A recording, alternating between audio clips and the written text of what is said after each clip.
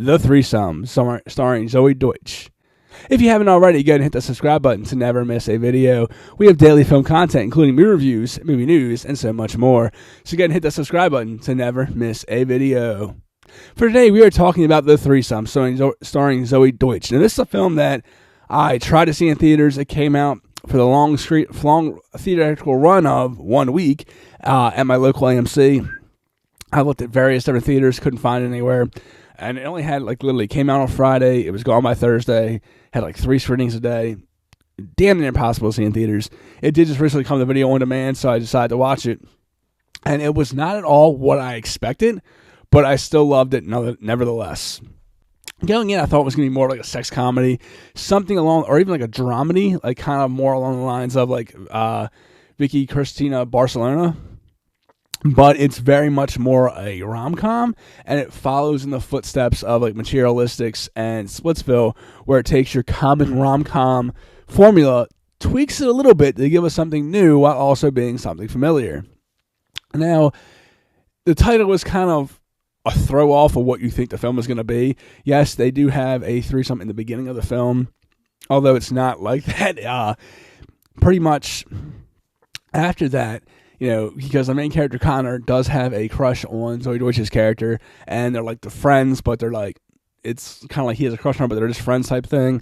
And then, of course, Ruby Cruz's character is introduced in the beginning as well, and, she's the mystery girl, so to speak. And long story short, he ends up getting both of them pregnant, and the whole film is kind of like a rom-com around that. And it's a very odd kind of situation. The way the film plays it out, it does work in a sense that it could happen, because right after the threesome, Connor's character and Zoey Duetch's character do get together. So they are in a relationship for 6 weeks before she finds out she's pregnant.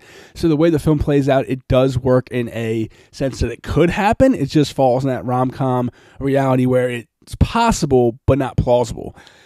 And that's the kind of the part of the film that doesn't really add up. It works because it is realistic, but at the same time it's kind of far-fetched, what takes it to that rom-com tongue-in-cheek kind of moment.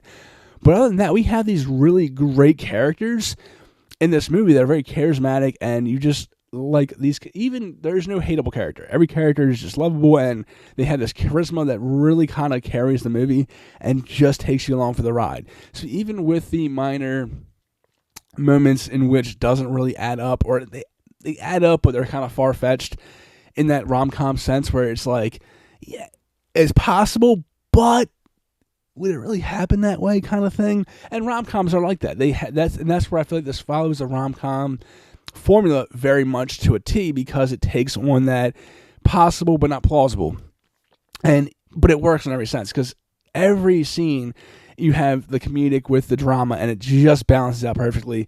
You have this where it's very much, you're asking yourself while you're watching this movie, why is he doing that? That does not seem like it's the realistic thing to happen. So yes, it works in that way, and that's what makes it work so well. Overall, I would say this is a lot of fun. I absolutely love this movie, and I would recommend to check this one out. Is it a great movie? No, but it is a lot of fun, and it is one of the better rom-coms that we've gotten in recent years. Have you saw it? What are your thoughts? Comment below. Let me know.